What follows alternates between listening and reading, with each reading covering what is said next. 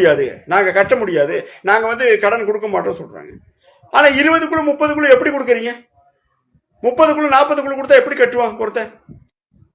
ஒரு தெருவில் இன்னைக்கு கொண்டு போய் ஒரு 100 சேலையை ஒரு தெருவில் வைங்க, இலவசமா கொடுக்குறோன்னு.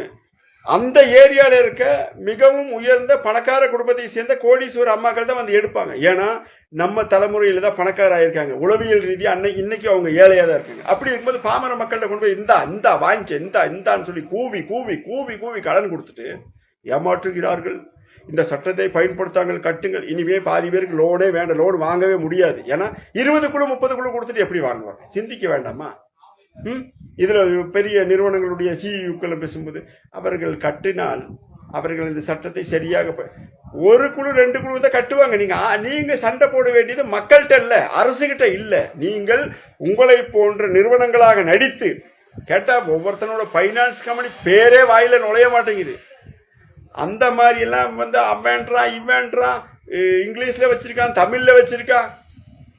அப்போ உங்களுக்குள்ள யாரு கந்து வெட்டி இப்படி கொடுக்கறாங்க, இதனால எங்களுடைய பேர் பாதிக்கப்படுது, இந்த மாதிரி கடன் திணிக்கிறார்கள், கந்து வெட்டி கும்பல்கள் உள்ளே பூந்து ஆர்பிஐக்கு கீழே நாங்கள் பதிவு செய்து எங்களை இவர்கள் ஏமாற்றுகிறார்கள், அவர்களிடம் போராட துப்பு இல்லாம மக்கள் ஏமாற்றுகிறார்கள். அரசு இந்த சட்டத்தை கொண்டு வந்ததால் இதெல்லாம் மக்களுக்கு பாதிப்பு. இதெல்லாம் என்னடா பொழப்பு?